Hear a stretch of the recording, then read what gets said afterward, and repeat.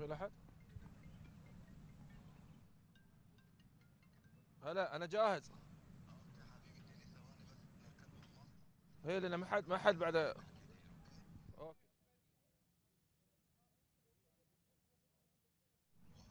يلا يلا.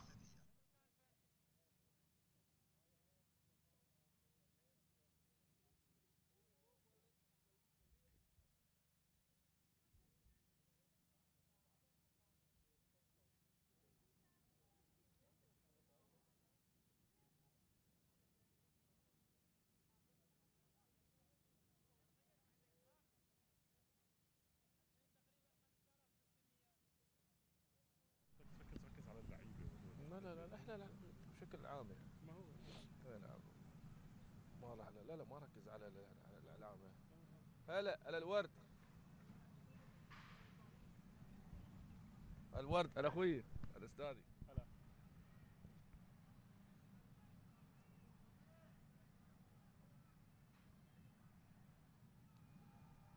سامعك. ايه. ها. عبد الرحمن معك التليفون. ها الصوت اوكي، الصوت اوكي. عند المصور انا ما اسمع حد. يسمعك المخرج. علي صوتكم بس باللوبي. شويه علوا صوتكم شويه.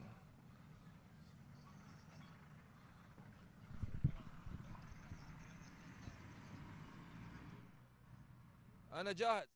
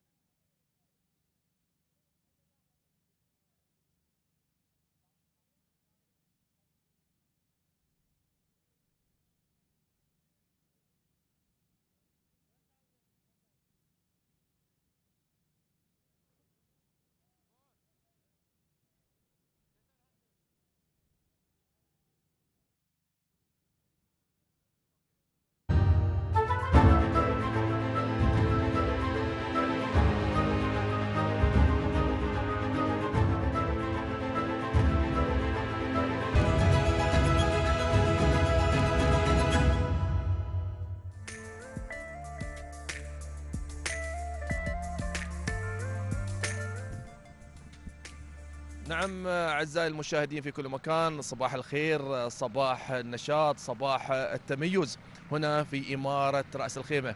اليوم متواجدين قناة برياضية لتغطية خاصة لنصف الماراثون العالمي.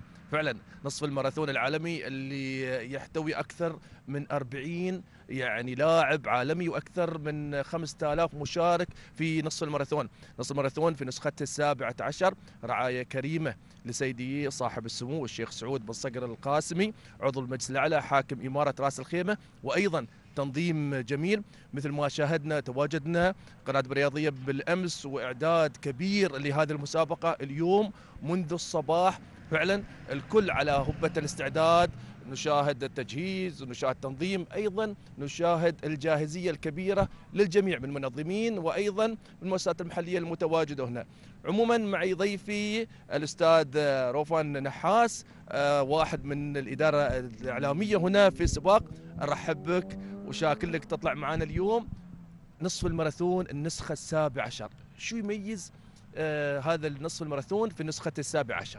يسعد لي صباحك استاذ محمد ويسعد صباح المشاهدين كلياتهم. الجو جميل، احلى واسرع سباق نصف ماراثون يقام براس الخيمه، وهي بنسخته ال17.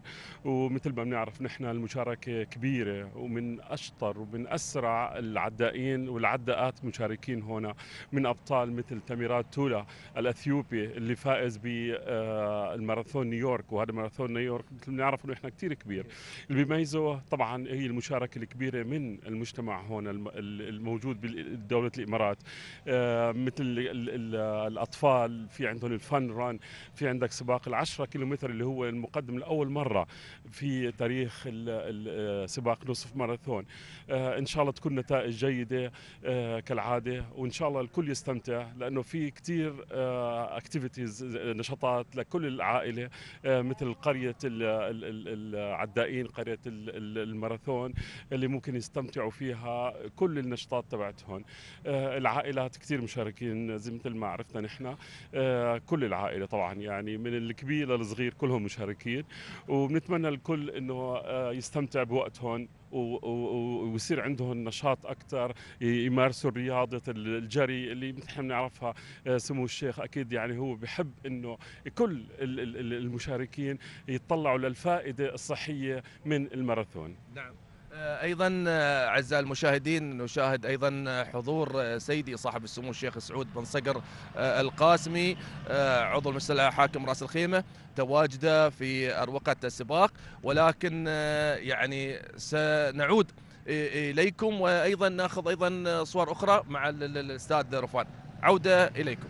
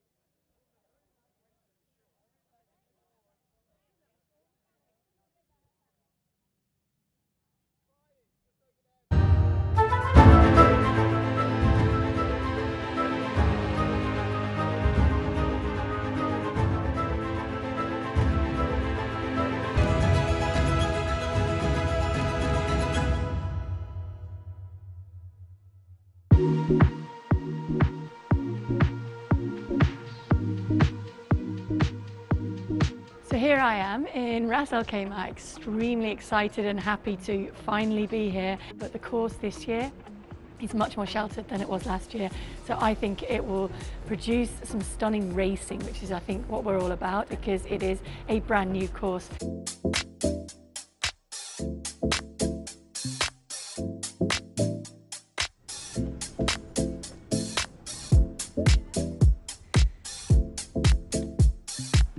Good day to you and a very warm welcome to this 17th edition of the Ras Al Khaimah Half Marathon. Ras Al Khaimah, one of the smaller of the 7 Emirates of the United Arab Emirates. And Ras Al Khaimah means the top of the tent.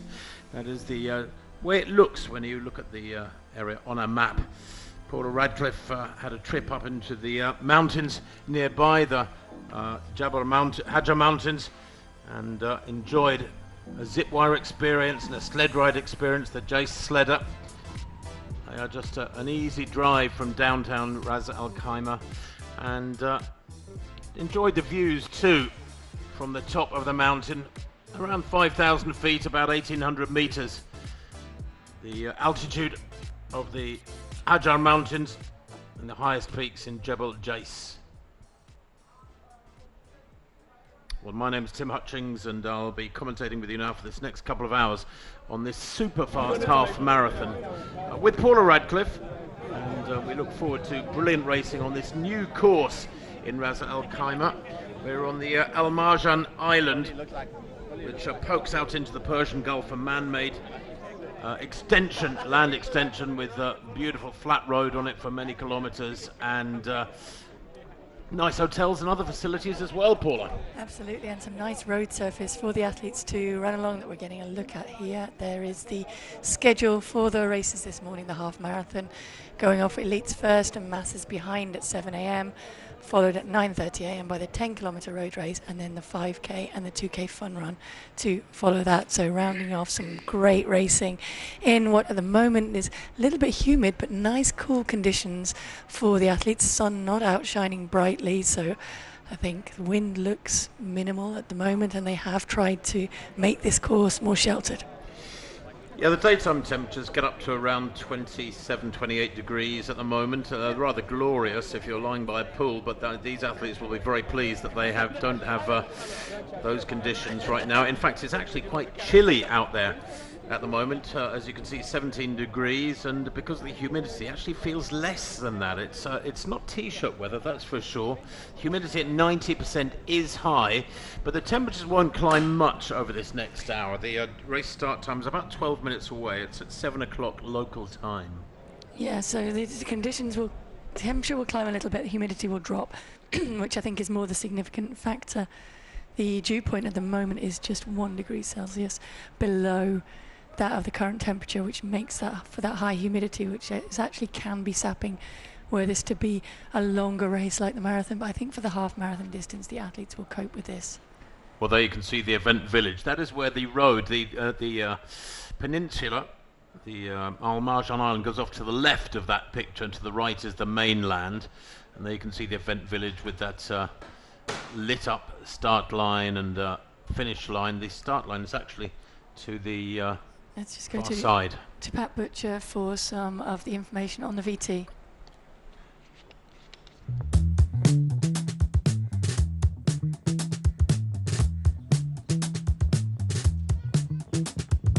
There's one very good socio-economic reason for you to come to Ras Al Khaimah and run the half marathon, whether you're an elite athlete or not. And I'll frame it as a question. What would you rather be doing? Would you rather be in Northern Europe somewhere, slogging round a cross-country course in the wind and the rain? Or would you rather be here in beautiful Ras Al Khaimah on Al Marjan Island, running in the half marathon? The other reason this race has become so popular since it began back in 2007 is that it's a perfect springboard for the spring marathons.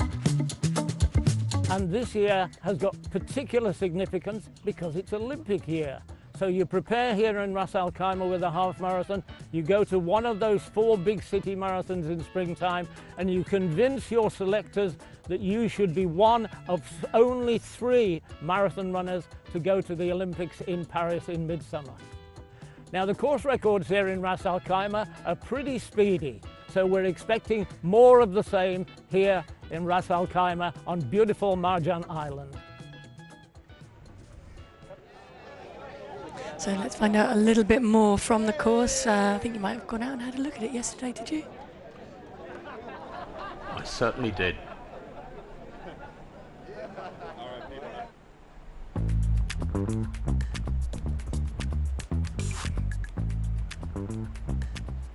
When I first came here to Ras Al Khaimah, about an hour up the road from Dubai, the course was in the centre of town, a few kilometres away. It was flat, it was fast, it was a good road surface, but it had some lumps and bumps in it. This is back in 2007, and for a few years after that, it went past the ruler's palace, it went past the golf course. It was very quick, they had world records, but it wasn't super quick.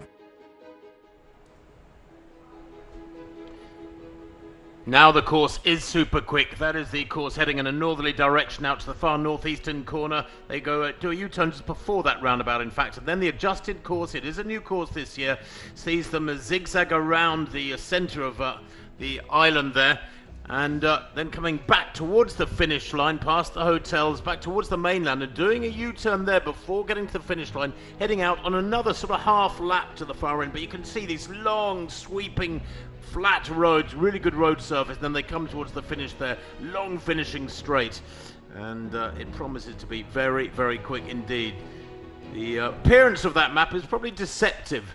There are very, very few sharp turns, in fact only a couple of U-turns. The rest of the course, Paula, very, very fast and good running, and there's not going to be much wind either, we understand. Indeed, there were some little bits of breezier sections, let's say, when I ran around it yesterday, but that was a lot closer to 9:30, 10 a.m. when the athletes will be finished. So the wind tends to pick up a little bit more through the morning, and it's fairly still looking out at the moment. And as you said, those course turns look sharp on that course map. When you actually get out there and run around them, it's similar to the curves on the track. The athletes are used to racing around all the time, of course. Absolutely. Well, the atmosphere building near the start line. The start is about 8 minutes away. There are really good numbers here.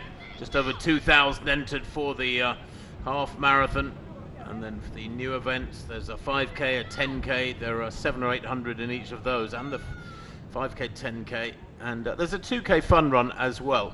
But it's the quality of the elite fields that we'll be focusing upon here. 18 men in the men's field have gone under 60 minutes, 7 of them below 59. It's almost unprecedented strength on the men's side. And on the women's side, Paula, I know you'll be very, very excited to see the caliber of this field.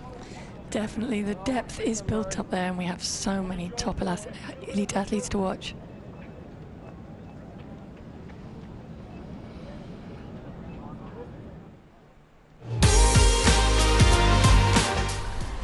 Ready, and I train very well, and I know that I will going to be the winner again.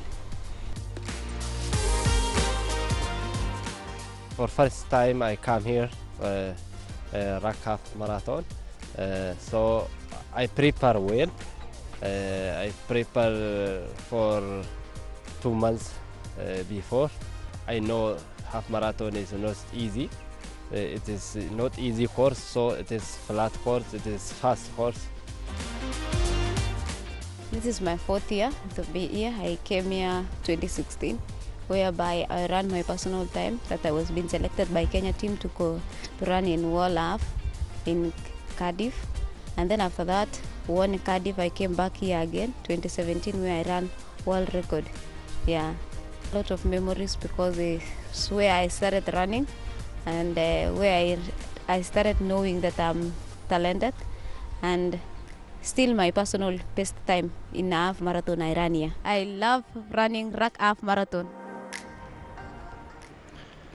Lovely smile there from Perez Jepchirchir, who is the reigning Olympic champion in the marathon. She's just one of a horde of superstars running today. Perez Jepchirchir, who ran 65.06 back in 2017, yes, 7 years ago, to win here in Ras Al Khaimah. And of course, she's still in fabulous shape, winning the Great North Run last September, the big half marathon up in the north of England in 66 minutes. She won the World Half Marathon Championships in Riga, Latvia last October in 67 minutes. And there is the starter, who is getting ready with the other officials and the Supreme Ruler there. Sheikh Saud bin Sakr Al Kazimi, the UAE Supreme Council member and ruler of Ras Al Khaimah, will be firing the gun for the athletes to set them on their way. Well, the event record on the women's side, 64.14, set by Gomawit Gebrizar.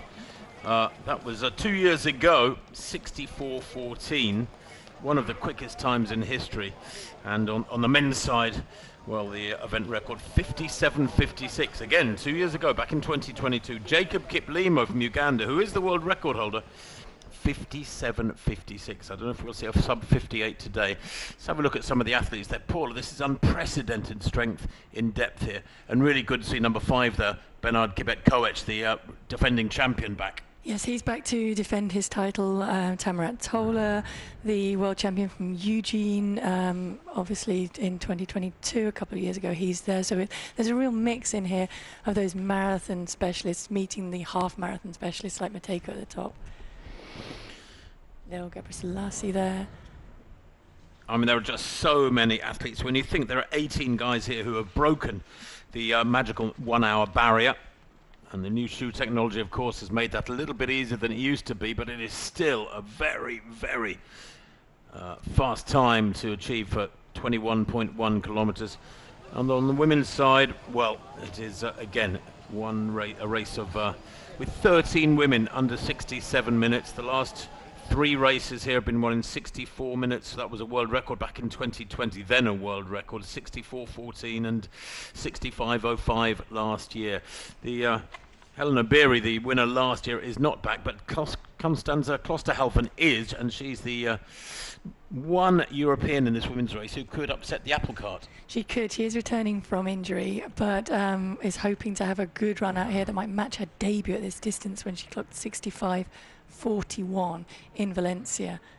And she's just come back from 6 weeks in altitude in Ethiopia, in Addis. Coached by your husband, I should point out, but so you know a bit more about her than most people. Just recently made that switch there and has been building back from injury, as I said. So coming into this really is a testing point just to see and just to have fun, I think. Racing out here on the roads might have in her sights some of those European records, German records, which stand at 65.15 to Sifan Hassan and 65.18 to Melet Kadeta. Well, you can see the athletes, their centre of picture, the huge mass of people gathered behind the start line. Quite a narrow start line for this start gantry. The athletes, though, due off in a couple of minutes from now. Yesterday at the technical meeting at 5 o'clock last night, the athletes were given very, very specific instructions. They were told it several times what they must do as part of this starting procedure. There you can see, just right of centre, Coco, as she's known, Constanza Klosterhalfen of Germany, 27 years old now, European champion at 5,000 metres last summer. She is a fabulous athlete, is Klosterhalfen, and took a bronze medal at the World Championships back in 2019 in the heat of Doha, over 5,000 metres as well. So, almost ready to go then. All the big names on the front rank there. Tola, you saw there to the left of that front rank. He was the world marathon champion in Eugene 2022. Fabulously consistent racer, Tamarat Tola, the 32-year-old. He's broken 60 minutes 4 times, says Tamarat Tola. Rather perturbed at the number of people standing on the road with the gun about to go. That should really be clear, that section of road, as these athletes spread off. I'm just a little surprised that quite so many people are standing this side of the start gantry. It's a little bizarre. I think they are behind some screens to make sure that the athletes do feed through that narrow section. It is a wide road, thankfully, and you can see the masses lining up behind the elites. A lot of people have been staying very close in the nearby hotels to be able to get out there. There we go. So away they go then. The 17th edition of the Ras Al Khaimah half marathon is underway. Now, I can tell you that there are no pacemakers in the men's race. The race organisers feel that was not necessary, that the pace at which they're capable of running now, and without people taking the burden of leading, taking little turns at the front, Paula, the assumption is that they can generate a tempo that is fast enough to get a long way under 60 minutes. But there is a pacemaker in the women's race. Yes, there's one pacemaker in the women's race, that is Vincent Kiprotich-Koech, who I think is going to be aiming for around 65 minutes, although I can see women feeling good, asking him to push that pace on a little bit. And I think the men there are relying on actual racing, producing the fast times. Well, the hotel for the elite athletes is literally about 200 metres from the start line, so they've just gone past it on their right. And there you might have seen in the early metres, Klosterhalfen mixing it with the best of the elite men. There is the supreme ruler, who is just chatting with 1 or 2 of the officials now that the race has got underway safely and exactly on time. Quite a misty morning, isn't it? It hasn't been like this the last couple of days.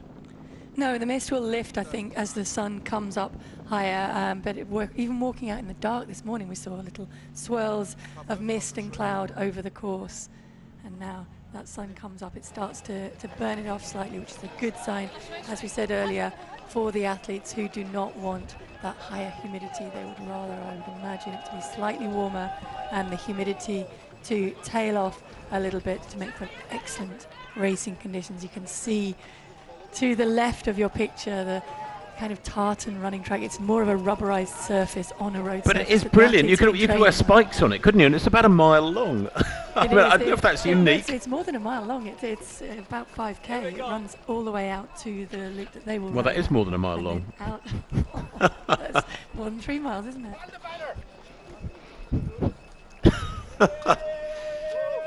Here we go then at the front end of the race is Matejko, looking quite comfortable there in the red shorts to the left of picture. Daniel Kibet Matejko, he was second here last year. He knows the atmosphere here, he knows the feel of this race. He lost by just 4 seconds to Bernard Kibet, who ran 58.45. He ran 2 halves last year. He won in Larne up in Northern Ireland in 58.36, close to his personal best.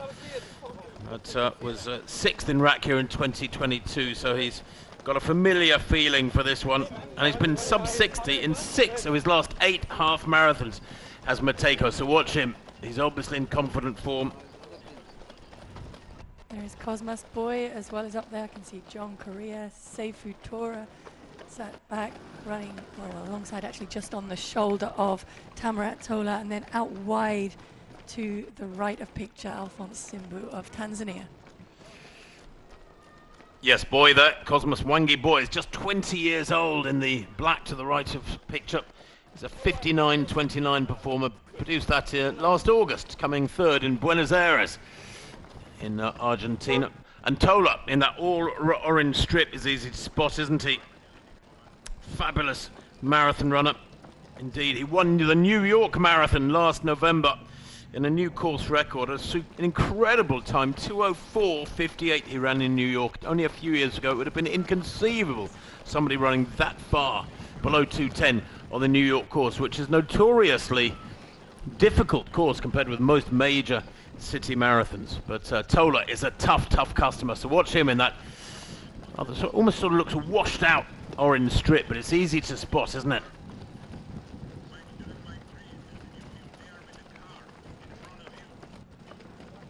Well, this group of, what, about 16, 18, Paula, was separated from the rest very quickly.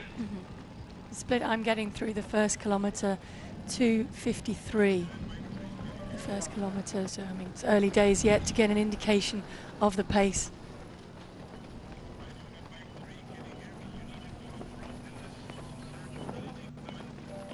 Well, clearly there's no wind troubling them because it's about 6 across at the front end. Kemai is there as well, looking comfortable left of the group in the all black. And Josfat Kipkemboy Kemai is a 59.32 performer.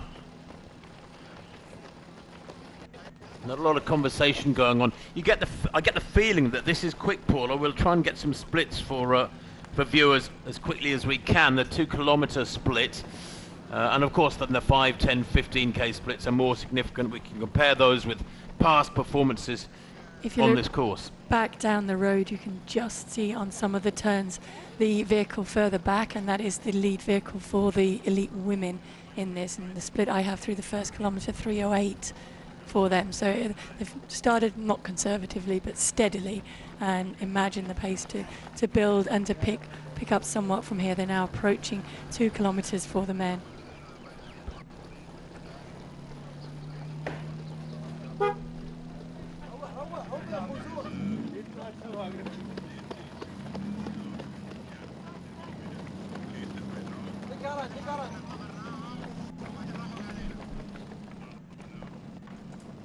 Well, one thing these athletes don't have to worry about is the road surface. It's really, really good, consistent quality.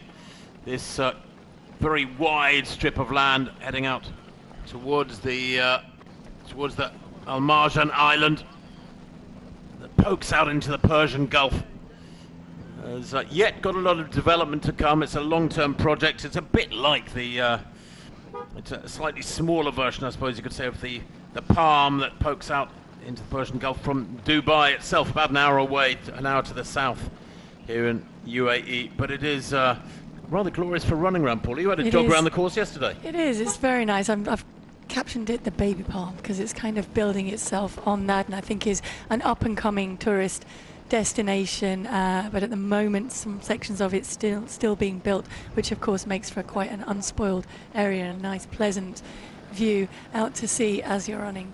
You can see from some of those shots the area being constructed to either side and the new hotels popping up very, very quickly. And off to the left of that picture is where the athletes will turn back on once they've gone out, done the U-turn just before the first roundabout, and then they come back around and will run some loops in there before coming back round. So this section that they're racing on now will actually be raced over twice.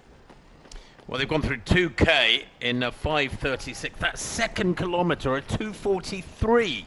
That is quick. Although we have to remember when Jacob Kiplima ran 57:56 here a couple of years back, that was in 2022. He went through 5K in, wait for it, 13:23. So they really do need to be pushing it along here if they want to get anywhere near that sort of time. Something down around 13:30 would be super quick.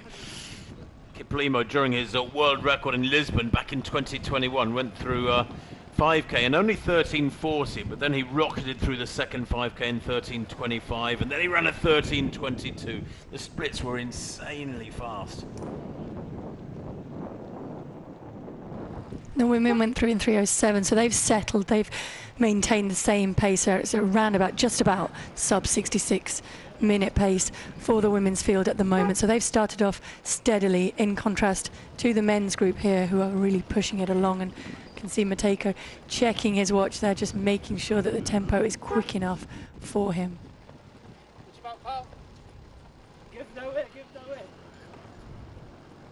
Well, it's really unexpected, these this misty conditions. It's almost, makes it look steamy, but it's not. It's quite a cool morning, so the temperature will not be a problem. It is the humidity, and I think, as Paula said, because it's a half marathon, that won't be a factor for the athletes they'll be in. It could be a factor for perhaps some of the mass runners who will be out there for 2 or 3 hours.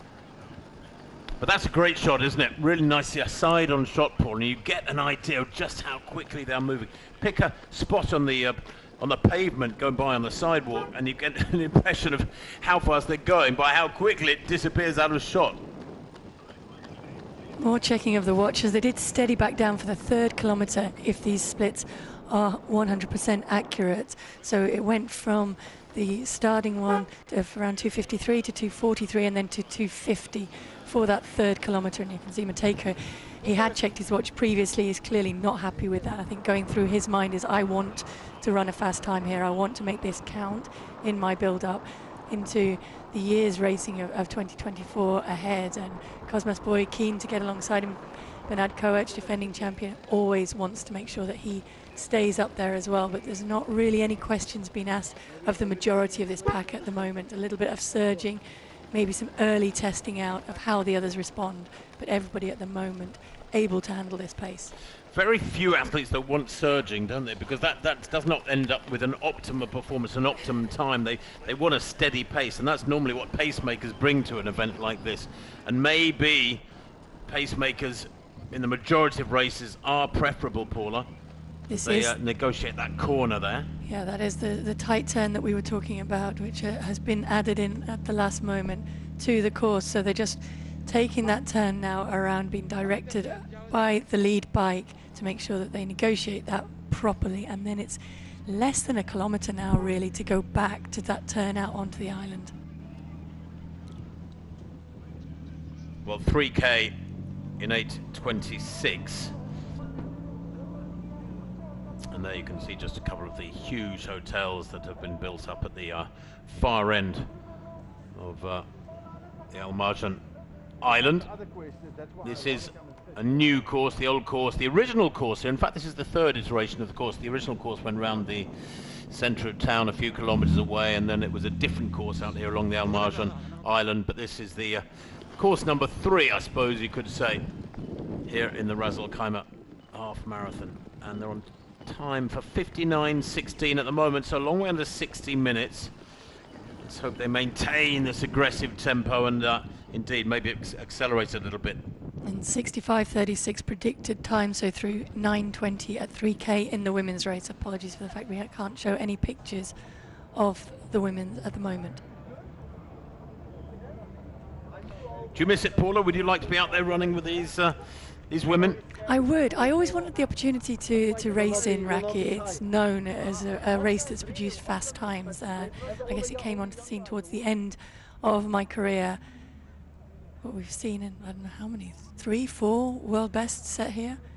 Certainly that's maybe just on the women's side. Well, the last kilometre in this men's race, 2:49. They went through 4K in 11:15.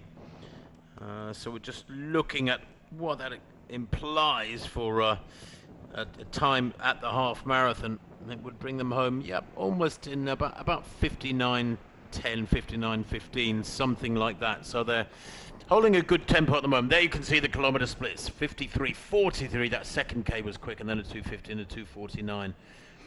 One or two of them looking around at each other. Tola to the left of picture, there or thereabouts. He is a good aggressive runner. I like that. I like this generation of distance runners, Paula, because they don't hold back. You know, it reminds me of race walking, where there just seems to be flat out at the front. Somebody takes on the responsibility, and that seems to be the case today. And that's very much the style that Jacob Kiplimo used as well when he raced that world record over the half marathon distance, and indeed the course record, and starting very quickly and holding on at the end. Maybe something that they're turning around slightly. I think Tola prefers to run negative splits, certainly in his marathons, but in his half marathons as well. So great to see him at the front pushing on at this stage, and I'm sure it will continue to build from here. They're getting to know the course as well, which always helps. Running over this first part is going to be the closing lap that they will run after they've done this loop that they're on now, going out around the baby palm. Well, how many in that group? It looks like about 17, I think, about 17 strong. That predicted race time still hovering around the 59:15, 59:20. But you can see the palm trees there. There's not a breath of wind out this morning. That is a good thing. One athlete beginning to drop off the back of the group already. Can't quite see who that is having a bad day at the office at the moment. But we would hope they'll be somewhere around 13:30 at 5K. They're coming towards that very shortly. Although it has to be mentioned, there you go, 5K, 14:01. Well, that's all right. That's all right. It's still quick enough. It means 28 minutes at 10K, obviously, and that would bring them down in the low 59s for the full distance.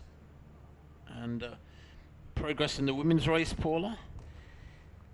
So the women's race, they had settled back again to a 3:07, so they're pretty consistent around that 3:05, 3:07 pace for their kilometre splits.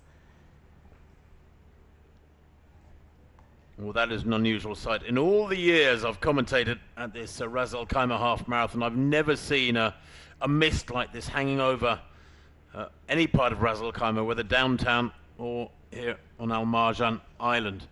But today, that is the conditions the athletes are able to enjoy, and it is keeping it cooler for the moment.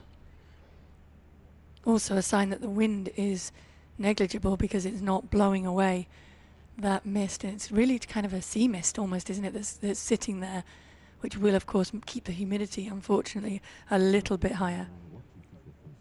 It is, yeah, and it's so different to the last couple of days when there's been rich dark blue skies and glorious sunshine around the hotel where the athletes are staying. It's a huge hotel. Here we are, we see the leading women, and one athlete there to watch out for is Amangole, Catherine Relin Amanangole, the 21-year-old who has run 65:39. She was third in the World Half Marathon Championships in Riga back in October. So yeah, the group that have gone through 5K, we can see it includes Coco Klosterhalfen there in the black top and shorts, and also Sally Makale of Kenya. Evelyn Chiche is up there, Catherine Amangolo, who was the bronze medalist. Yeah, all the expected athletes are there, aren't they? Yeah, Paris Chipchirchir, Margaret Chilimo. So we have first, second and third from the World Half Marathon Championships in Riga last year. Yeshine is up there, Alemu is there, Gebra Salama is there, so it's a big group of women.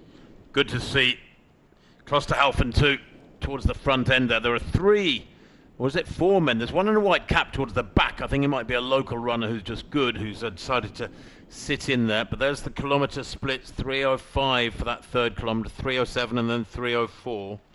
So it's been really consistent, nice steady tempo after that opening 3:08 salvo. I think some of the open men realising and recognising that the women will run consistent, steady pace and happy to get on that 65, 66 minute tempo pace will, of course, help the women as well, having people to run with.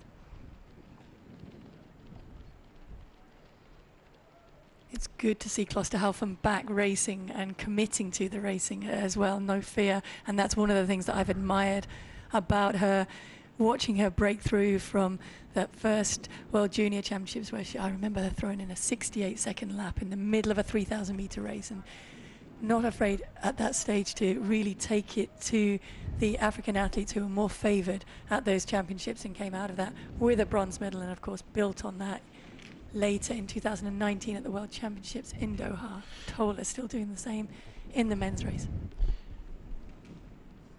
Tola taking on the burden of leading here with 17.5 minutes on the clock, and everybody else following him. It's a little bit like the Pied Piper. Tamarat Tola, 32 years old now. His personal best is not one of the quickest in this field. It's 59.37. It goes back to 2017 when he won the Prague half marathon, and he has said at the press conference on Thursday that he really wants to improve that. He feels it's due for some fairly major surgery, that personal best. I think he'd like to get down in the 58s, maybe. So he's determined here to keep this pace honest. Last year, well, he was third in the London Marathon. Tamarat Tola didn't finish the marathon in Budapest, though. Had a slight injury and didn't like the conditions anyway. It was sweltering hot, remember, in the Hungarian capital. But Tamarat Tola there, looking strong, who is such a super consistent racer, Paula. That's what I admire about him.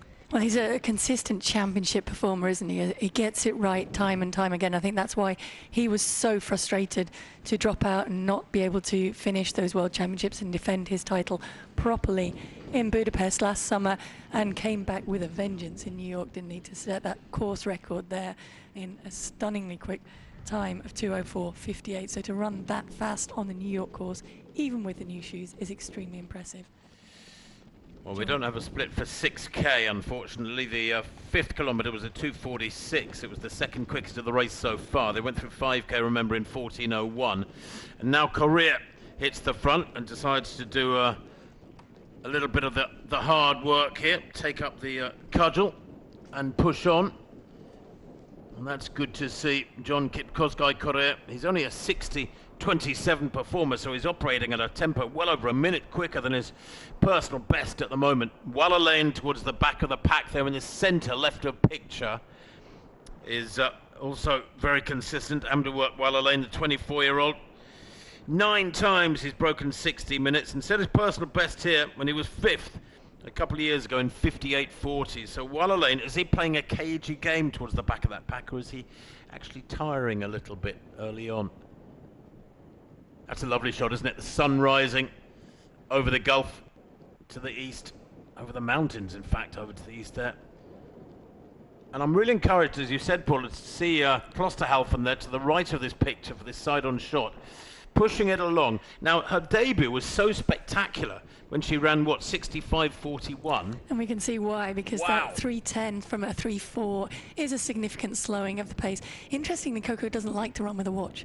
She doesn't like to have a watch on her. She likes to run according to feel and tap into that. Perhaps that comes from the fact that she was also very successful as a cross-country racer, where, of course, times mean nothing. And it is all about judging your effort over the course, and what she did there was run up alongside the male athlete and say, come on, if you're going to be in front of me, you need to pick up the pace a little bit. He's not an official pacemaker in the green. The pacemaker is alongside that with his name, Kiprotich Koech, written on it. He's the only official pacemaker, so I think she's actually asking perhaps the wrong person, but what she's recognizing is the pace has slowed off and she's feeling good and she wants the pace to pick up. Well, she's obviously confident. The training's gone really well for these last 6 weeks in Addis Ababa. And in a way, maybe, you know, at the age of 27, I know she spent the second half of last year, about 6 months, without much training because of a stress fracture in her foot. She stopped racing in June, just shut down for the year. That probably wasn't a bad thing in some respects. And if you can turn it into a positive, it's not ideal, but turn it into a positive, and it freshens you up mentally and physically, gives your body a chance to recover, and then you can kick in for another couple of years. You know, some coaches might say, do you know what, having a few months downtime every couple of years is not a bad thing. No, and it's nice, although that still is 310, so she still is wanting that to pick up, and we can see it's dropped back a little bit. And I think when something that you really enjoy doing and you really want to be doing is taken away from you, when you get the opportunity to come out and race, that can be a great thing, because it can really reinvigorate it in your mind and make sure that you want to launch yourself back into that racing really strongly. I am surprised that the others in that group aren't also more keen to keep the pace, pushing along. The likes of Peres Jepchirchir, she talked about wanting to run a fast time. She's brought the pacemaker in for a low 65-minute pace, and that isn't the tempo that they're running at. So I am surprised they aren't pushing on a little bit more. Well, the men are. Their last 2 kilometres have been 2:47 and 2:47. They've gone 7k in 19:35. We'll, of course, look for the 10k time. We hope to be down there around 28 minutes, maybe inside 28 minutes. The predicted time is gradually coming down. Remember, it was 59.19, then around 59.10, 59.06, now 59.01. So they have moved it on here, and the burden of leading being shared by these athletes as they are now, approaching 8k. One other athlete to watch out for, Dariba, they're just in the blue vest. He's now gone off the screen. But young athlete, only 19, and hasn't raced too much outside of Ethiopia, but did win their 10,000 meter championships recently on February the 4th in 28:30 at altitude, of course, in Addis. Only a 60:34, but is tipped by some of the managers to come out and put a good performance in here. There he is in the grey shorts and the light blue with the dark blue markings on the top.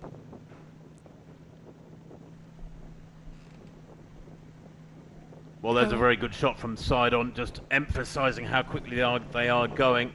8.4 kilometres, and still Tola, seems almost determined to keep his nose in front there, with Matejko in the red shorts, who was the early leader, remember. And he is one of the quickest here, and he is ambitious, second last year. I think perhaps some of that comes, do you think, from the fact that Tola doesn't very often get the chance to race a fast half marathon? He's concentrated so much on his pedigree as a marathon racer, and his personal best, as we said, goes back to Prague in 2017, and is keen to kind of make the most of this opportunity to come out and race and revise that, and also recognising the fact that this finishing pace, although used to be quick, has perhaps been dulled a little bit by those many marathons and all of that marathon success, so wants to keep the pace honest all the way through rather than relying on a very fast last kilometre. Well, good to see these women pushing it along now. I'm a little surprised, I have to say, that the burden of being at the front of the group, in effect, Paul, has been down to Coco Klosterhalfen. That is actually Adam Lipschitz, who is down on the elite men's start list, who's dropped back from South Africa and appears to be now checking at his watch. I think it has decided maybe it wasn't happening for him on his race, and is going to offer his services in helping the elite women to run a quick time. And the white cap at the front.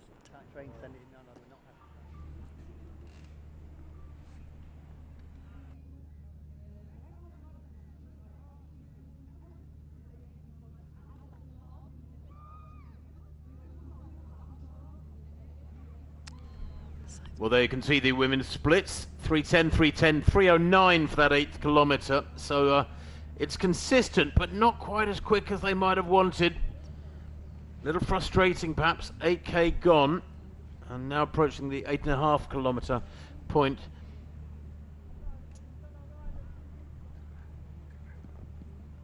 Predicted time for the women 65:55.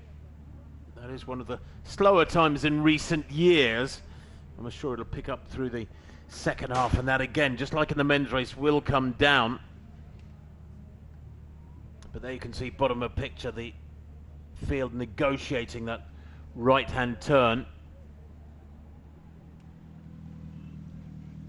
Now Matejko, he has been the most aggressive of this pack, frankly. very consistent half marathon racer. It's only his 4th race in almost 18 months, Daniel Matejko, the 25-year-old. His best, remember, well, 2.5 years ago now in Valencia when he was 3rd in 58.26. And there's a very small number of men ever who've gone under 58 seconds, Paula. In fact, only 7 men ever have gone under 58 minutes. And that time puts him the 12th fastest in history. And he's consistent as well. I mean, if you look at his races last year, he was 2nd here in RAC. He won LAN, under 59 minutes in both. So 58.49 here in RAC and then 58.36 in LAN to win that. And he's keen to kind of share that work, isn't he? Checking his watch and making sure that as he went to the front, that because he has such a long stride, and of course the shoes accentuate that now as well. So he was warning Tola when he moved to the front not to get caught with his heels clicking through. Cosmas Boy now moving up alongside as well to take his turn. So they're very much sharing the pace and approaching 10 kilometers now, where we'll get a more indicative split.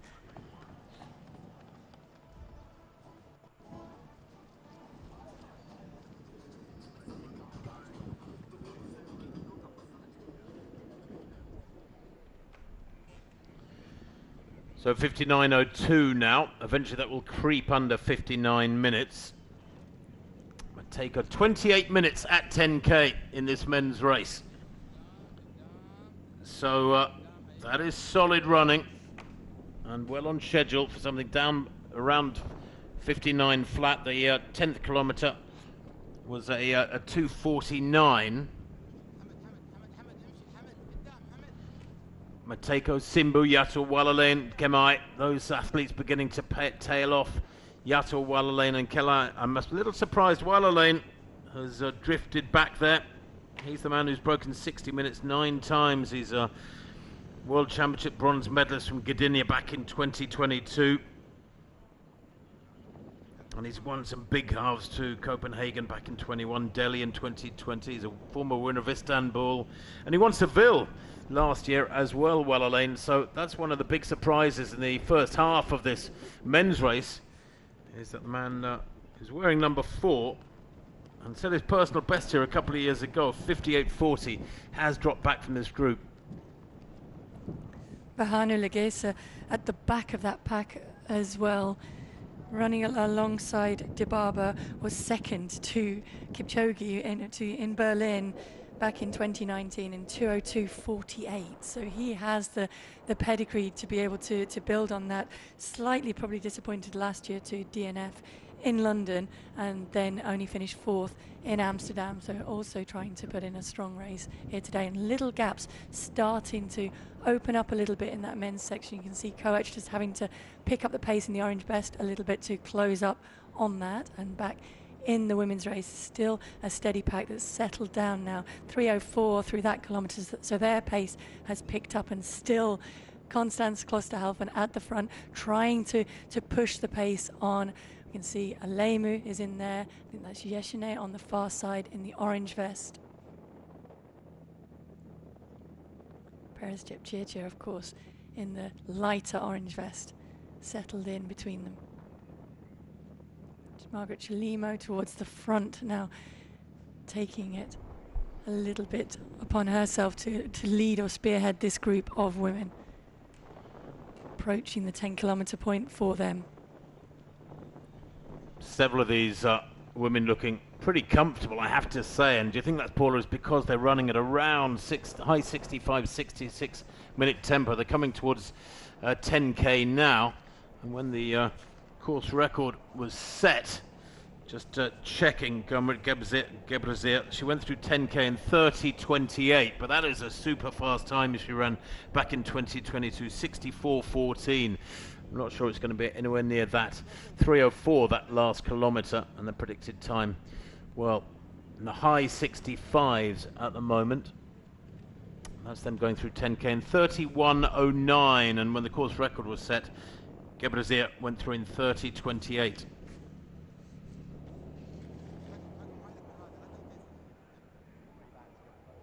So the women's race has gone off at a slightly slower tempo, relatively speaking, than the men's, but it still promises the time down there in the 65s. through 10k for the women in 31:09.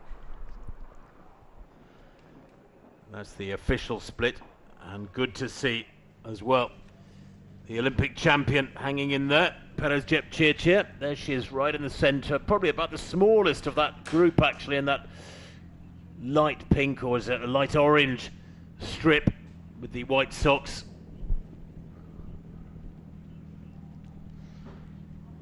Perez Jepchirchir, who's a fierce racer. I described her in the press conference a couple of days ago as a wolf in sheep's clothing, because she's a very, very sweet, smiley, chatty, delightful mother.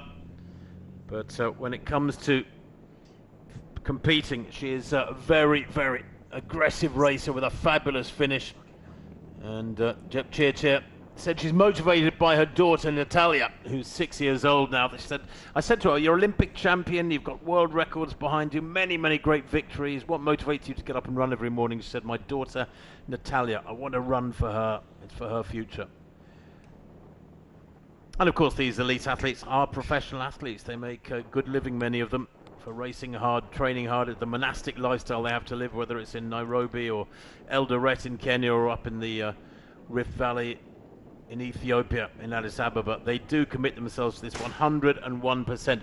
Mateko's still at the front there, Paula, in this men's race. He's pushing it hard, but Tola left a picture in trouble by the looks of things at the back of this almost single file column now. He has just dropped it down. It's lifted slightly. That's what, a 3-second lift in the pace through the kilometre section, which means they're edging closer to dipping under that 59 minutes final tempo. But it is interesting to see that Tola unable to go with it at this point, and the gaps starting to open up and the group will fragment.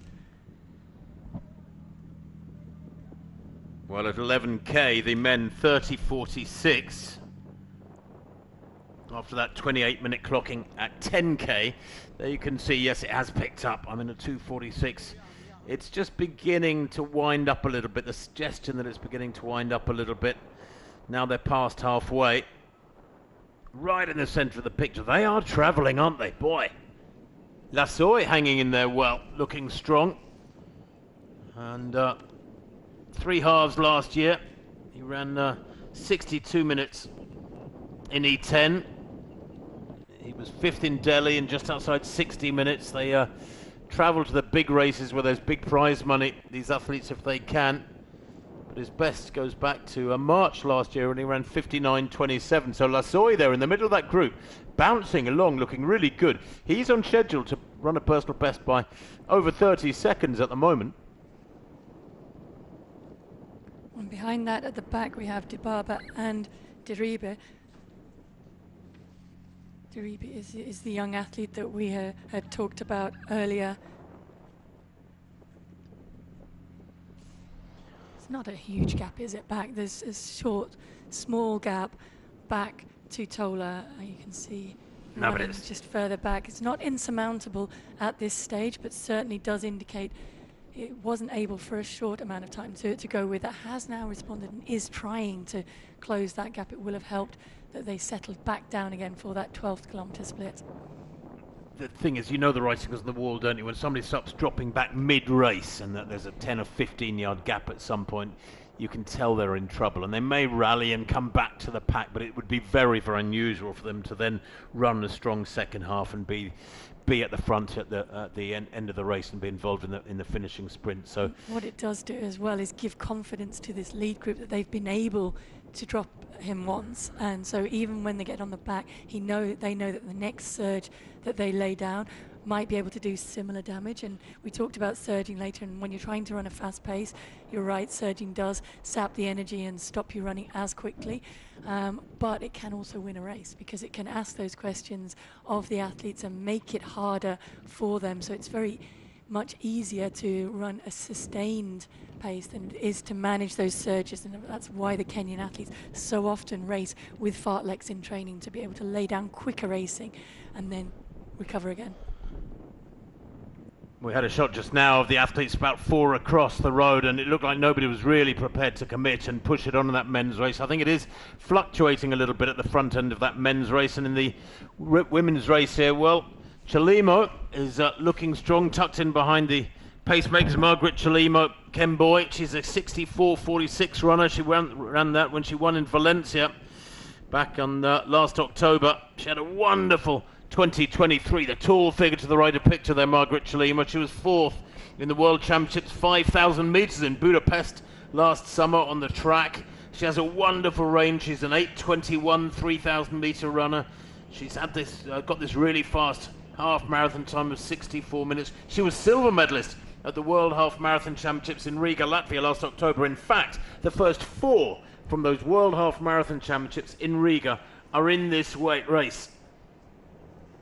And I don't know if we're going to see a 4th world record set here today, because we have had 3 women's world records in the Ras Al Khaimah over the last 16 years, but it is still building up for a nice race. It's 65.49, the predicted time, Paula, and still Perez Jepchirchir sitting in the pack there, just tucked in behind Chalimo, the shortest figure of all of them.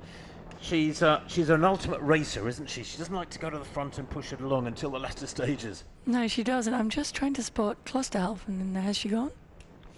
She has, actually. Yeah, you're right.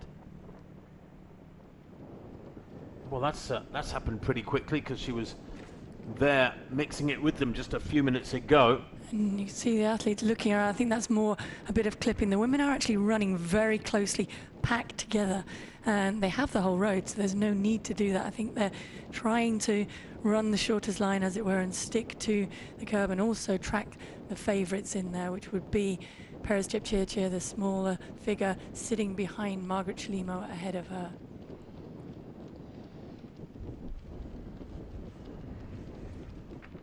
Back to the men's group, and Legessa and Tola now are back in that group, probably because it has dropped back to a 2:52 for that 13th kilometre. And you can see John Correa in the centre, checking his watch again. They will be yoing that pace a little bit now, so don't take too much from that predicted finish time. I think it is more for these men now about racing on this course here today and trying to put in place for them the best strategy to be able to win this. And that's, I guess, what we should be celebrating, Paula, isn't it? Is the fact that we have a great race in our hands. If not, it's not going to be a day of record setting here in Ras Al Khaimah. Then focus upon the competition. That's what it is all about. The big prize money that these men are trying to get. They go through 14k there, and the time on the clock as they went through 14k, about 39:25. There or thereabouts, and that's the U-turn at 14k. Just checking the course, and that is when they are heading back out now. They were approaching the finish line. They take a U-turn. They're almost tantalising. You see the U-turn about 200 or 300 metres ahead, and they have to do a U-turn and head back out again. But now we're in single file. Matejko, well, it's almost like he was listening to you, Paula. He suddenly decided to try and break up that pack, because that's aggressive. Well, it's almost like he heard the bell sound, didn't he? Because he's gone out now on this final lap of the course, which includes a pretty, I mean, it's a gentle, like a boomerang curve round to the U-turn on the other end, and then a straight run back in towards the finish. So they know the course now. They know where different parts of the race will pan out and what it feels like over that section. And now, contrastingly, it's Dibaba who's gone off the back, and Tola is, well, there's another gap opening up ahead of Tola, but he has responded. So from that big group, this has really, really broken it up. Lasoya has been able to go with it. Correa has gone with it. Koech is trying to go with it, but it's almost a group of 3 away already. Well, heading towards the final section then of this men's 17th edition of the Ras Al Khaimah Half Marathon, and the aggressive running still being done by Daniel Kibet Matejko, the 25-year-old Kenyan in the red shorts. He's really asking questions of these men now. The last kilometre, the 14th kilometre, was a 2:55. That is the slowest of the race by quite a big chunk. There you can see the splits as they come through. In fact, they have slowed the last couple of kilometres. The winning time predicted there as still being just outside 59 minutes. Still pretty quick, a long way under 60, but single file now at the front end. And I think that was the combined factor of slowing to the 2:55 and then injecting the pace that Matejko has done now in this 15th kilometre. So when we see that split come up, I imagine it will be a fair amount quicker, and it is that difference, the fartlek that I was talking about, going from the slower pace, which is almost the pace that we'd see in elite women's, and certainly the pace we did see approaching it from Gidey when she set that world record over the women's distance. And that's why we're seeing this effect on the likes of Tola, Kibiwott behind that, really now strung out and racing and trying to just maintain sight of this leading group. And you can see Koech, defending champion, is the one detached in fourth. They're unable to go with the pace, so we've gone from a pack to really just strung out, trying to hang on, and this is without a doubt a concerted effort from Matejko. 42.02 at 15 kilometers then. Matejko pushing hard, and he made the acceleration as they took that U-turn at 14k, kicked in really hard. He's striding out strongly now, and he's determined to improve on his second place from last year, and has asked a difficult question for the majority of this pack, because we're down to 3. Matejko, Korea in first and second, and Matejko not looking around, not concerned about what those are doing behind him. He's just got his head down. Lasoy at the back of the group, watching everything that's going on. He's had a great race so far, Lasoy, and he could be heading here for a big improvement, the 24-year-old Kenyan, on his 59.27 from March last year. But he looks pretty comfortable actually too, doesn't he, Matejko? He is so consistent, sub 60, under 60 minutes in 6 of his last 8 half marathons. And he has a good feel for this one. He was 6th here 2 years ago, 2nd last year. Can he maintain that improving trajectory and take the victory here today? We're not in the finishing straight yet, but we're building to it. We're in the final quarter of this Ras Al Khaimah half marathon. And now Korea easing onto his shoulder. I wonder if that was Matejko taking a little breather. There we see the women take the U-turn at around 14k. Oh, and the Olympic champion in the marathon has dropped off the pack. Perez Jepchirchir. Did not look good on that corner at all, did she? Wow. So now it's Gebre Salama settled in behind Lipschitz. Chilimo taking the chance just to drop back a little bit. Yeshine is still up there. Sekilo is still there as well.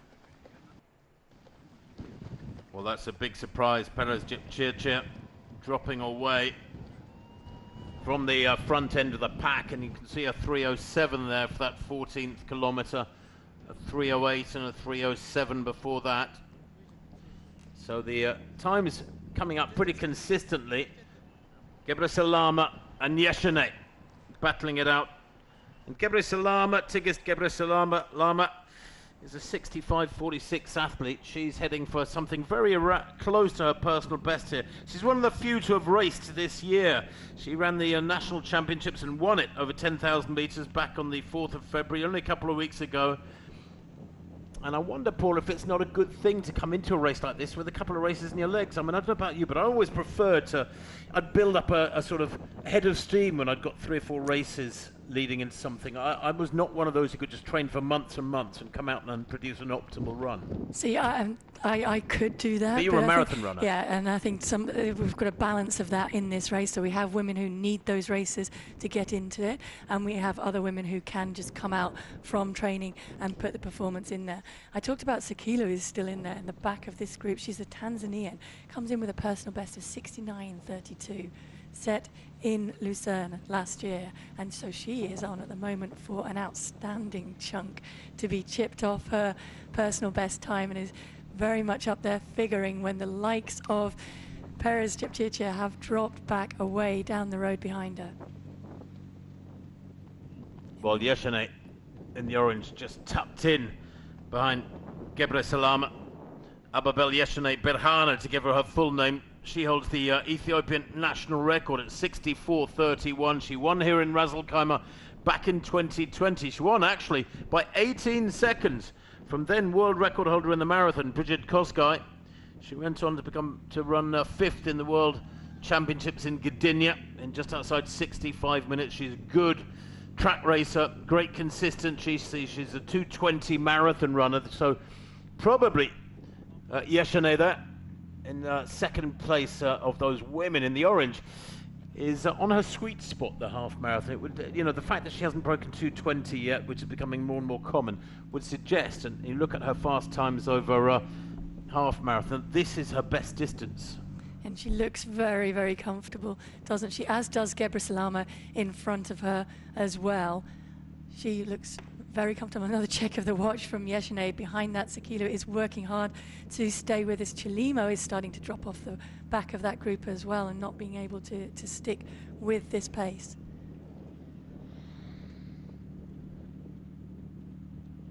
Well, they are heading here for something around 65.50 at the moment. And that is why I think in the women's race, just quickly as we have gone back to the men's, but the final, or the last previous kilometre for the women, 3:01. So that's why we've seen the damage in that race.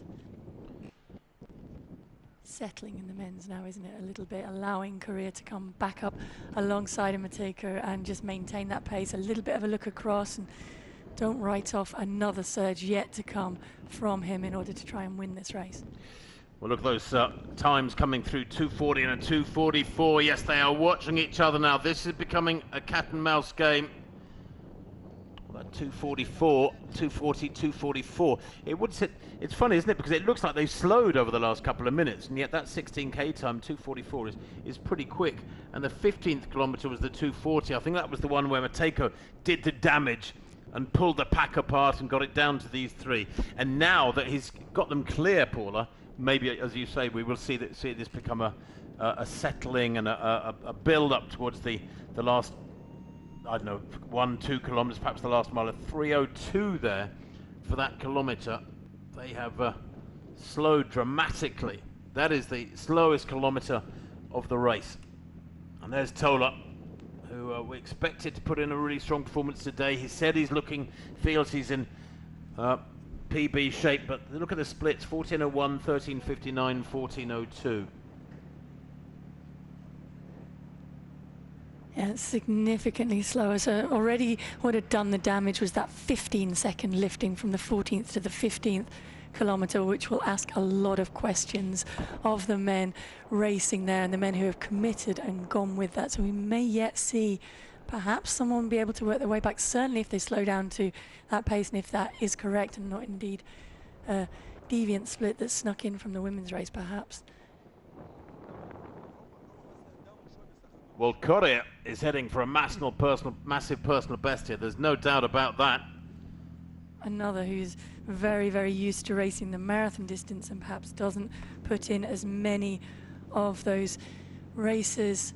His personal best comes from Houston in 2022, 60:27, so hasn't even gone under the hour yet for the half, and yet has a 2:05 marathon to his name for third in Chicago in 2022 as well, so off the back of that half marathon time. So it looks as though he's working hard to stay with it, doesn't he? Yeah, but do you know what? Lasoy is nicely balanced in the upper body. He's tucked in behind these two. He's just using them. He's almost slipstreaming behind them, matching them stride for stride, right up on his toes. And it's down to these three now. Three Kenyans. Looks like it will be a Kenyan victory this year. Every single edition of this race has been won by an African-born athlete, either Ugandan, Kenyan or Ethiopian, or the women's race just a few years back was won by Abela Gesse, running for Turkey by then, but she was of course Ethiopian born. Down to these two leading ladies, and it's still Gebre Salama, Sigi Gebre Salama against Yeshane. She's a tall figure, isn't she, Gebre Salama? Or is it she looks to be tall figure. She holds herself tall. And she looks comfortable too. And they are running quickly, so that was a 3:02 split for the women through 16 kilometres as well. I think it may have affected the men's timing, because we have now seen a 2:29 kilometre come up for the 18th K, which is not correct on my board. So I think there was a mixing up of the times there. So don't take too much note of that 3:02 split in the men's race. We don't think that's accurate. Now see, one of the factors that was discussed a little bit yesterday that will of course start to catch the mass runners in the open half marathon race, and you can see the organisers doing a very good job of keeping them over, and some of these athletes are running decent times and good times in this mass race and have really committed to it here, and we'll now get an idea of just how quickly the men do run at the sharp end of this race, and it's very, very deceptive when you're watching it on TV and then when you're running alongside at your fastest pace and you see the men come alongside racing like this. Well, we had a good shot just now of the lead car with the clock on it, the view of these athletes, about 52 minutes on the clock, and they have literally got about 6 minutes of running to come. Well, there was a lot of cloud when we were up in the mountains a couple of days ago, the Jebel Jais mountains, the Hajar mountains, the Jebel Jais, the highest peaks. A cloud came over and it got really cold, and as you can see, the mist is coming in across the course. In fact, in our commentary box here near the finish line, the mist is getting thicker and thicker. It's utterly bizarre. I've never seen this here in the United Arab Emirates.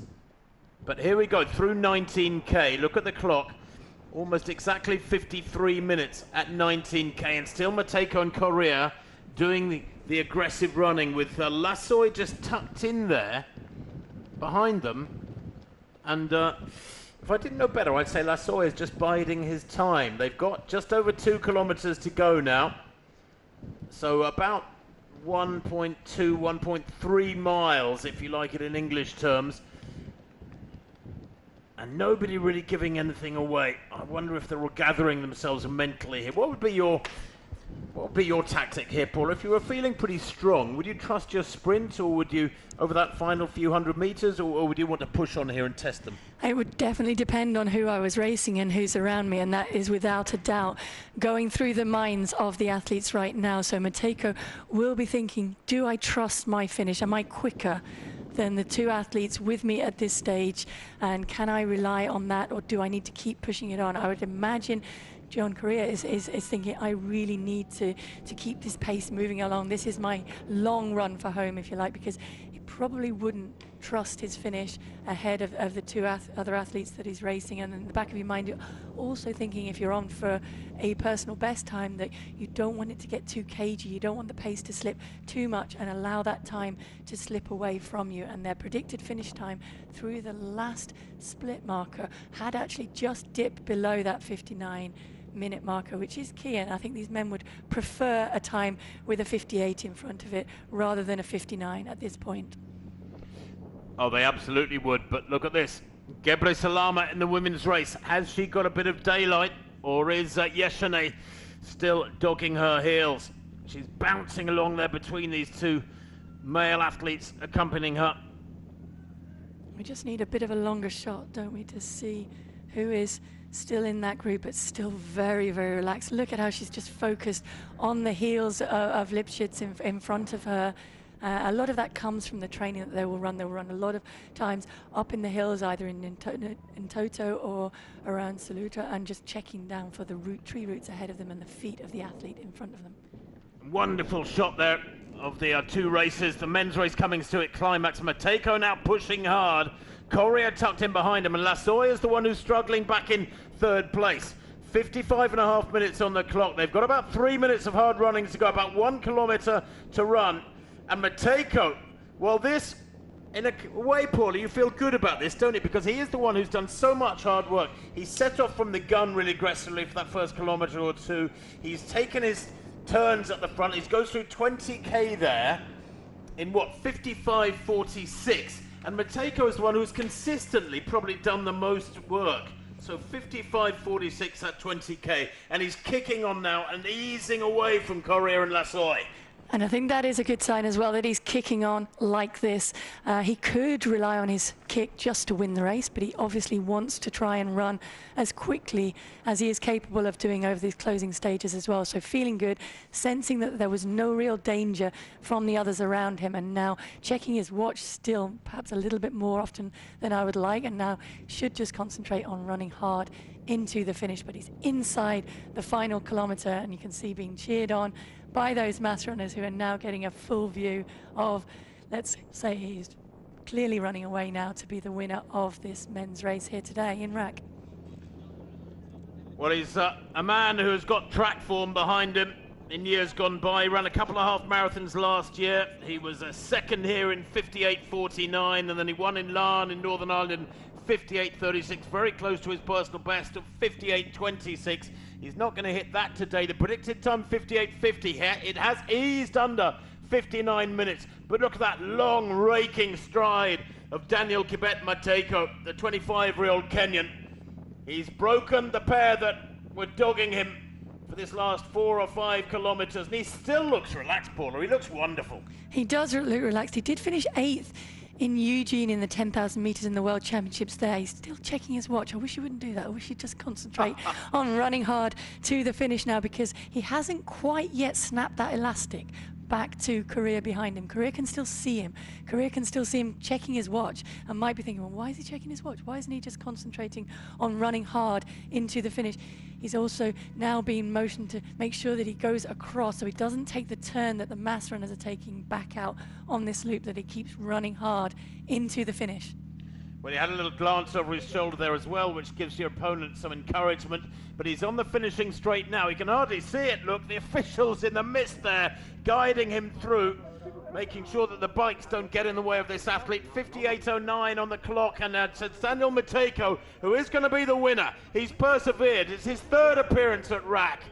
He was 6th here in 2022 in a good fast time. He was 2nd last year, but he's going to be the winner this year in the 17th edition of the Ras Al Khaimah Half Marathon. He's pouring it on, trying to get as far under 59 minutes as he can. There's really impressive chasing going on from John Correa behind to close down on him, but he's not going to get there.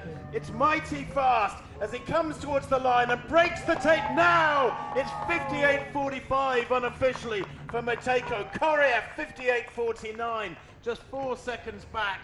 Brilliant, brilliant running from Correa, and indeed Lassoy there coming through in about 58.58.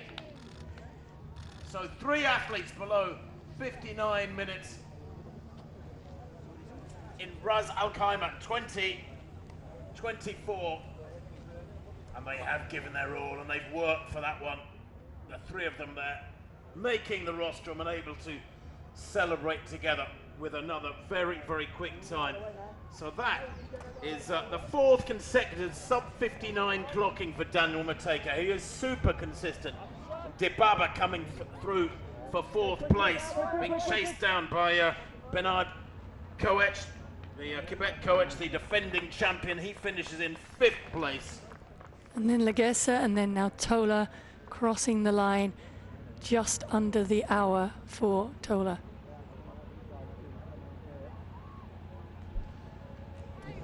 Well, it's quick.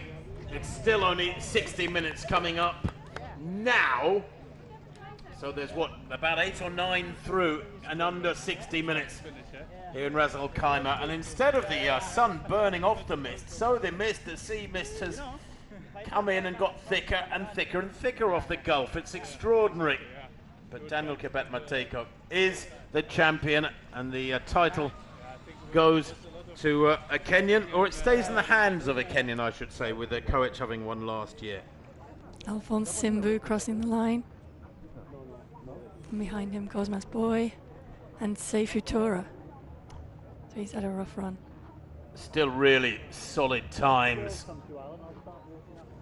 as Tora comes through. Tola, not a good day at the office for him. He'll be disappointed with that. He's a super consistent, proud man.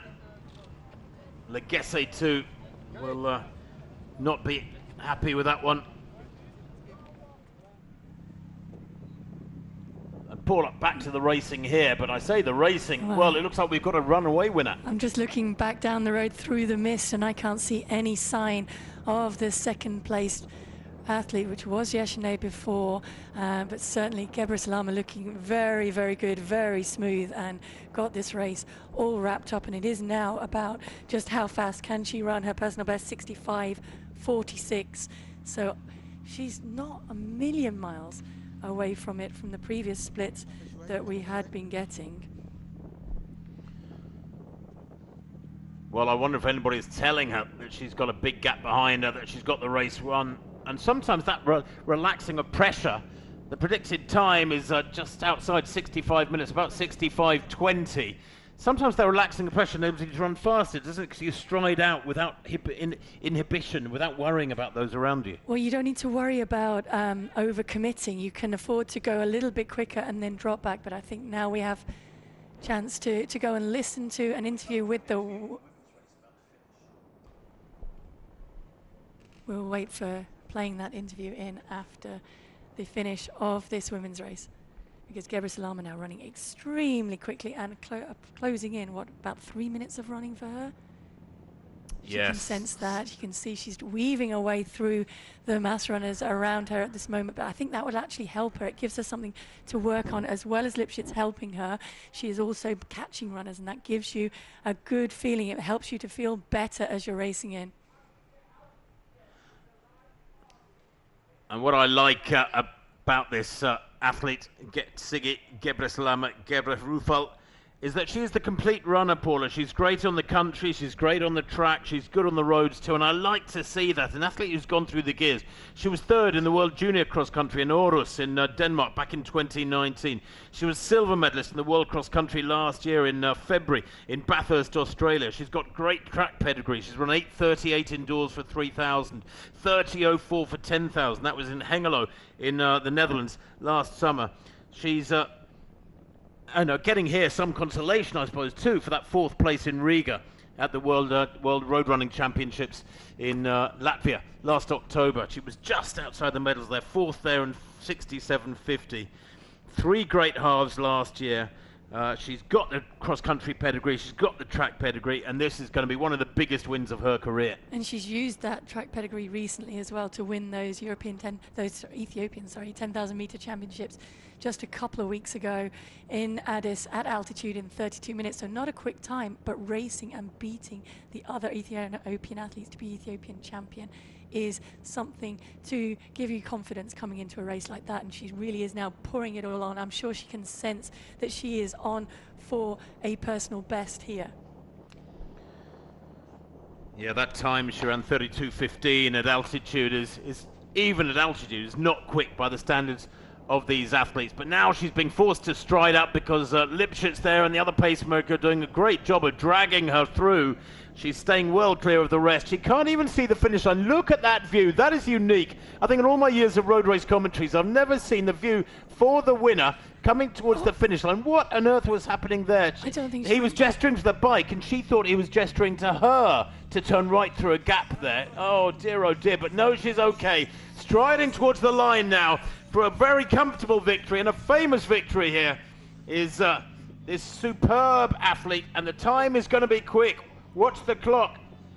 Siggi Gebre Salama, the 23-year-old Ethiopian who is still very much on the rise in her young career. She has medals from the World Cross Country at junior and senior levels, and she comes towards the line now. She's destroyed the opposition in the second half of this race. She's looked relaxed and comfortable for most of this second half, but she comes to the tape now and breaks it in 65.14 unofficially. Brilliant run, and the gap behind her, well, we can't tell how big it is because her opposition are lost in the mists of Ras Al Khaimah.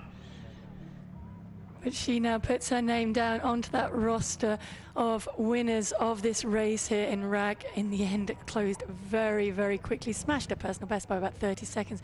And it is Yeshane who has held on to second. Again, can just about perhaps see the legs of the athlete running in third place behind her at 65, what, say 46? 43, 44, something like that. Yeah, great running. And it is Sekilu who is going to shatter her personal best. So 69 minutes, her personal best, and she has gone 3 minutes off that. So a huge, huge run from the 37-year-old from Tanzania there. That is extraordinary. From Jacqueline Juma Sakilo of Tanzania, 69.32 to unofficially 66.06. That's one of the biggest improvements I've seen in a world-class half marathon ever. Over 3 minutes, nearly 3.5 minutes off her best. And Chalimo coming home for fourth place there in about 66.32. And some very, very tired women finishing now, and I think it has, there's Chirchir just behind her, Evelyn Chirchir.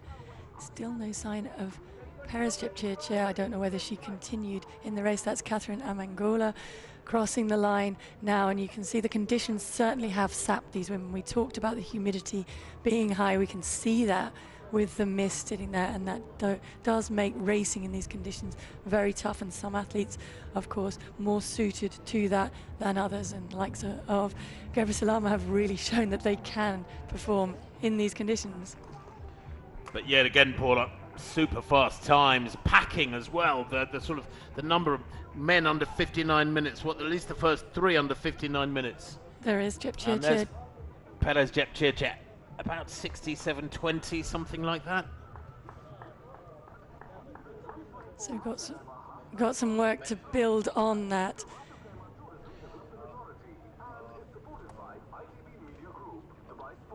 How are you feeling? You're feeling okay?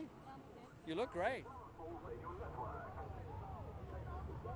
So it's a replay of the winner of the women's race, Gebre Salama of Ethiopia, smashing her personal best by about 30 seconds, and I think we can hear an interview with her now.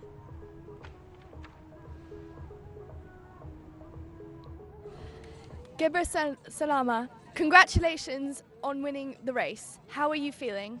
Thank you so much for inviting me. Thank you so much. The race, it was nice. So little bit the cloud is little bit, yeah. And how do you like Ras Al Khaimah? I like it. It is the course is nice, so I'm happy. What's your plans this year? And what are your plans this year? My plan, my plan is I qualify in Olympic Paris. So yeah. Good luck. Good luck. Thank you very much. Well, isn't it interesting? Paris is very much on her mind. We're in late February and Paris is in August. 6 months away, Paula, but yeah, Paris. That'll be playing in the minds of many, many of these athletes as we see other athletes coming through. 69 minutes on the clock there. That is one of the local top runners, I think, rather than one of the elite runners. But both men's and women's races over now here at the 17th edition of the Ras Al Khaimah half marathon, where the local authorities get behind this race and do a fabulous job. The Ras Al Khaimah Tourism Development Authority are the main driver with the finances to make this race what it is. But we can now look at the result of the women's race, the top 8 at least. Sigrid Gebre Salama winning in 65.14, setting personal best by some 32 seconds or so there. She won though by 30 seconds from Yeshane, 1-2 for Ethiopia.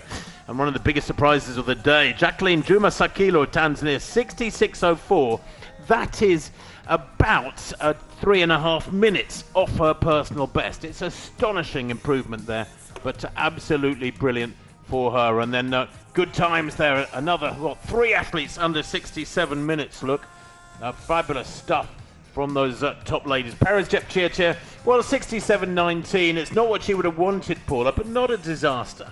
No, she was able to hold it together, and she will be building in. So she will have come to this race, I would guess, in the midst of pretty heavy marathon training, getting ready for spring marathons. So, yeah, it's not ideal for her, but it's something that she can go away and now work on and kind of get some answers from this at where she is at the moment and what she needs to work further on. And there are the results of the men's race. So Daniel Kipet Mateko in that 58.45 winning time, followed by John Correa, 58.50, and Isaiah Lassoy, 58.55. He did smash his personal best as well, as did Correa, I think, in front of him. Dibaba then in 4th, defending champion Bernard Quebec-Coech in 5th. So the first 8 men under 60 minutes there. Really good running from the Kenyans and Ethiopians. The Tanzanian Simbu, they're the best of the rest in 10th place, just outside 60 minutes. But yes, Mateko, he's persevered and he's come back, improved from 2nd place last year to take that win. So confirmation of that men's result. And here is the finishing form of Mateko. Easing clear over the final couple of kilometres. He worked very hard for this win, and his time 58:45 there or thereabouts. And Mateko, and we were able to catch up with him after the race. I think we're pretty much ready to have a chat with Daniel Mateko, who should have got his breath back by now. He won by 5 seconds from John Kipkosgei Korea and Isaiah Kipkoech Lazoy in 3rd, 58:55. And Mateko, congratulations on this great performance. How are you feeling about it? I'm feeling very good. I was well prepared. Yeah, despite that this is my preparation toward the London Marathon, I'm so happy and grateful. How are you enjoying your time in Ras Al Khaimah? I'm really enjoying a lot because this is for my 3rd time. My first time I was number 6. Last year I was number 2. This year I won, so it is something that I feel so good and I'm so happy. And I'm looking forward to come again next year for 2nd win. Yes. Thank you. Obviously, training has gone well. What are your plans after this? My plans over there now is go and prepare for marathon. That is where my dreams are. That's why I'm dreaming to do what I'm able to do, and I believe myself I can do it. Yes. Thank you, thank you. I believe you too. I believe you. He believes he can run a good marathon. Of course he can. He's just won the Ras Al Khaimah half marathon in 58:45. It's 19 seconds outside his personal best, but it's another Paula fabulous performance from Mateko.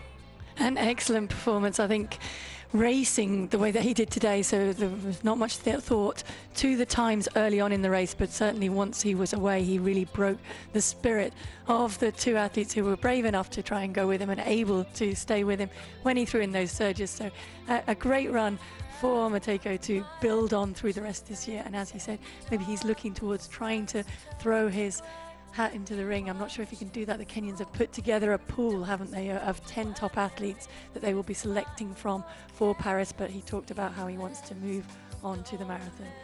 Well, Mateko confirming he wants to come back next year, so there's one name down already. We will have the defending champion in the men's race. There is the supreme ruler, His Highness Sheikh Saud bin Sakr Al Kazimi, who is the Supreme Council of the UAE and the ruler of Ras Al Khaimah. Great that they lend their support, and also there you can see His Excellency Mr. Raki Phillips in the dark shirt, CEO of RAK Tourism Development Authority. And without the blessings of the local authorities and local dignitaries and industry, and indeed the people of RAK who put up with the some of the road closures here on this Marjan Island, this race could not go ahead.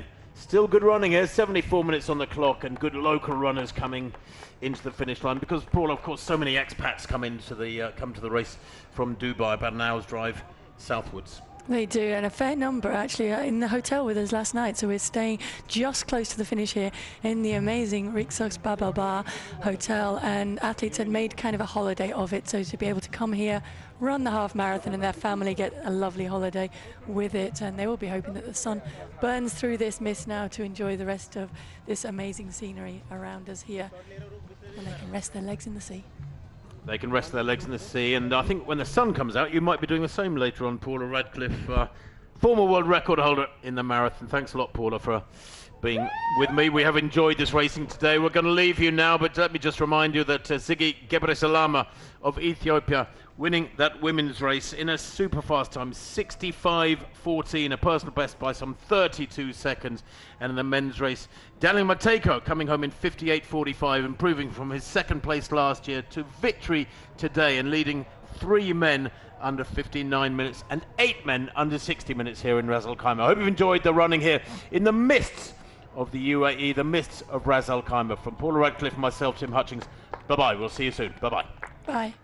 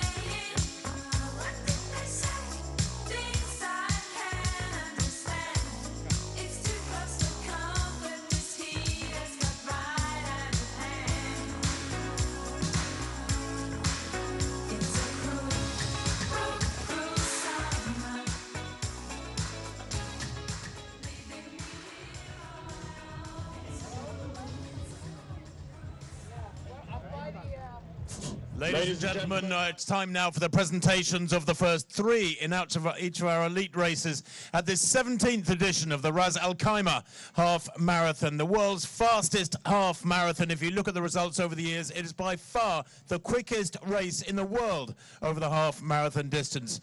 And making the presentations for us today is His Highness Sheikh Saud bin Sakr Al Kazimi, UAE Supreme Council member and of course ruler of Ras Al Khaimah. And joining His Highness on the stage, His Excellency Mr. Raki Phillips, CEO of Ras Al Khaimah Tourism Development Authority, and His Excellency Abdullah Al Abduli, CEO of Marjan.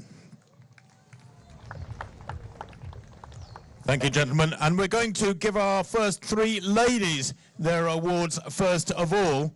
It was a fabulous race today, very, very quick times in these misty conditions in Ras Al Khaimah.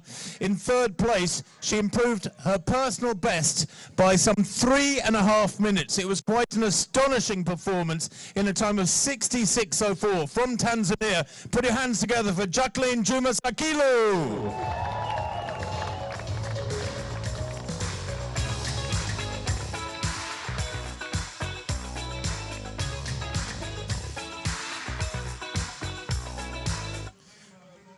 In second place,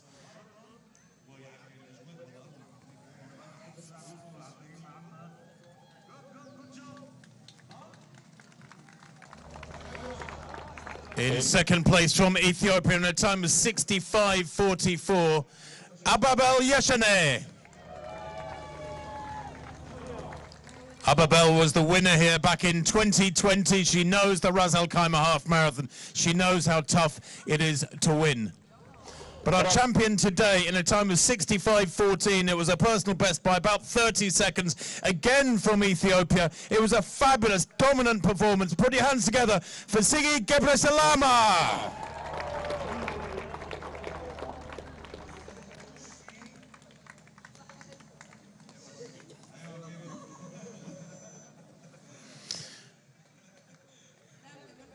Can tell you that the first 8 women ran under 68 minutes today, but the leading athletes running around 65, 66 minutes. These are world-class times, the very, very highest order.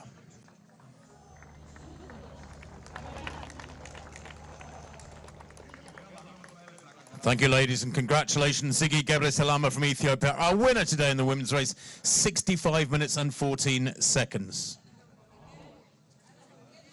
And our first three men now. Again, a very quick race, as usual in Ras Al Khaimah, with lots of fellas going under 60 minutes. The first 8 broke the 1-hour barrier. In third place from Kenya in a time of 58.55, Isaiah Kipkoech Lazoi.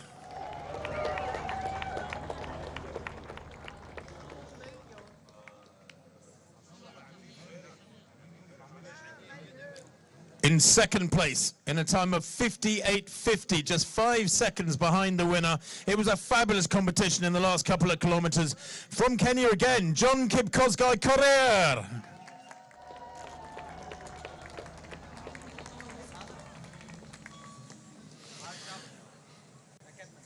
But our champion today in a time of 58.45, it was his third run here in Ras Al Khaimah.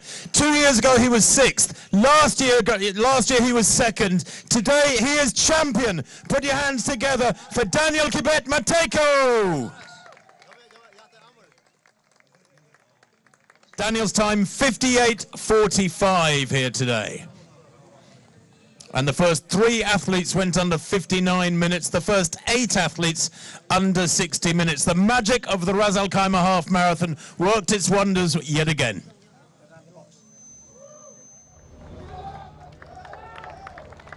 And in the men's race, a 1-2-3 for Kenya.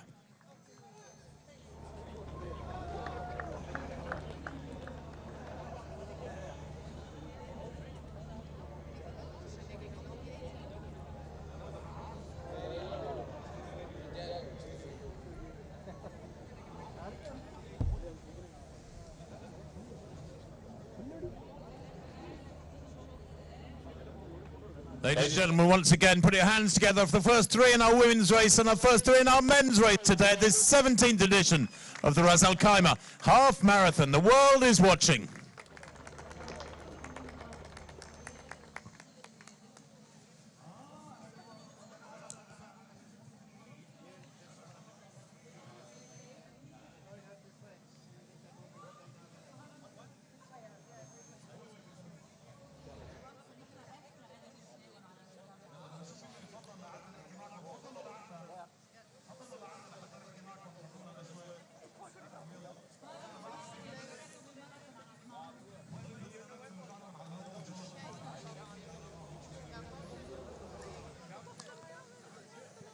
Lovely shot there for the photographers of His Highness, with our men's winner Daniel Kibet Mateko and our women's champion Ziggy Gebresalama.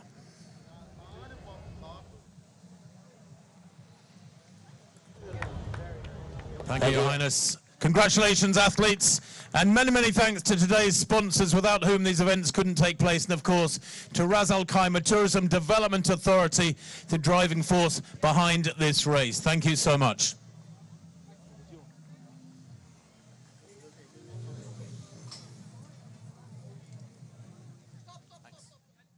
A lot of people have been staying very close in the nearby hotels to be able